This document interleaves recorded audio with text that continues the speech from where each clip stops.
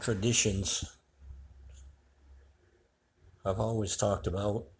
If you go back through my channel to the many vlogs, you find that I've talked about traditions, family, the Modi clan, Modi name, all kinds of things. And one of the things that I seem to be hooked on or caught up on is the tradition of the matriarch and patriarch. And at this point in time, where my father and mother are passed away, my eldest sister, who by default became Joan Seekins, who became the matriarch after mom passed away, and now Lucy, who just passed away this week, she was the matriarch. And that means it comes down to my sister Gloria. My brother Jerry Levi, would be the patriarchal order chief of the clan. And there doesn't seem to be too much activity from my brother Jerry. I love him dearly, but he's very, I don't know if I want to say skittish, but he's standoffish. He doesn't do much more than socialize. He's not really interested in the patriarchal order at all. And you can't blame him, because there's a lot to being the patriarch as there is in being the matriarch.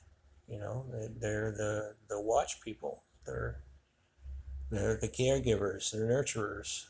And Lucy was probably one of the finest women in Searsport. She was very loving, and I mean affectionate. She was also compassionate and patient. And being a Moody, she definitely had opinions, although she kept most of them personal to herself. I've only heard her a couple of times express disdain or annoyance with another human being. But nonetheless, my sister Lou has passed on. She leaves behind her husband Frank, and they were 86, 87, somewhere in there. And I believe, I'm not sure, but I believe my sister Lucy outlived my father by a couple of years. And I don't know what that says. Just women live longer than men. I don't know. But I expect a lot of people have expressed their condolences, their sorrow, and they have a right to do that. And I'm not I'm not shunning it. I'm not telling them not to do it. I'm just saying in my experiences in my life, I have found that mortality, you are born, you are going to die. That's all there is to it. Question is, and the reason why people grieve, I believe, is they don't know what's next. To me, when a person dies, say like my sister Lucy, she went into the next room. She hasn't left. We can't see her, but she can hear us and she can see us. We just can't see her. She can hear us if we talk about her. She can hear us if we talk to her. And in some cases, I believe, from my personal experiences, that people beyond the grave can talk to you. I've seen my father several times. In fact, he would periodically, when I worked for WVOM, he rode to work with me. He would get in the car. His car, I inherited, Chevy Chevette. He would get in the car in Winterport, ride shotgun until Hamden, No words were exchanged, but he was there as my companion. And my mother, when my mother passed away, I asked Dad one time, "What can I do for you to make you feel better, Dad?" And he said, "I'd love to have the garlic chicken that your mother used to make." And I had no idea how could I make her garlic chicken. But I heard her say, "Don't worry, dear, I'll talk you through it."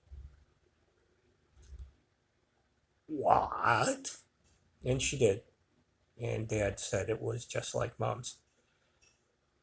I know that the spirit world is just, like I said, it's just the next room.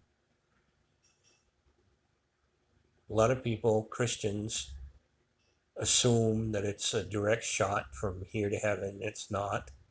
And Christ said so, and the New Testament says so, that there is a waiting room. It's called the spirit world. Christ went there for 3 days, and he taught the people who were ignorant of the gospel, and he set up his church in the spirit world. And that means anybody who is not a Christian or has no idea, or those who think they have an idea, will receive remedial training. Yeah, it's like you're going to go from here, from mortality, where you screwed off, did nothing, believed nothing, accepted nothing, and you're going to get some instruction. But God is good, and he allows us all free agency. You'll still have the opportunity to accept or reject it. So don't worry about it. Just bear in mind that that's what's going to happen.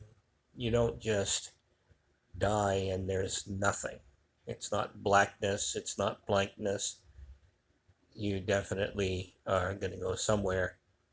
And surprisingly enough, from people who have had out-of-body experiences, it's just like being here, only you really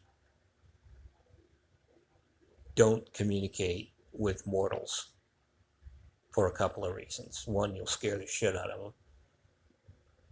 Another is superstition. People will tend to believe what they want to believe.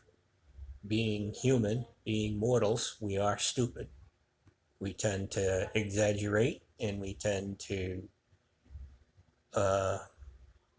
fornicate the words, or fornicate the ideas that are taught to us during those experiences, and really screw them up. So it's perpetuating the misconception of what death is. Death is a continuation. We just ended mortality and entered into eternity, a remedial school for eternity. Well, anyway, I love my sister Lucy. I miss my sister Lucy. I'm sorry that Eva and I didn't get there to introduce Eva to one of the most glorious people I've ever known. And I'm sorry to all of the family for any embarrassment, any humiliation, or any personal feelings that they might have toward me. But life goes on. Get over it. Things change and evolve, or you're gonna die an unhappy person. I love you all. Peace.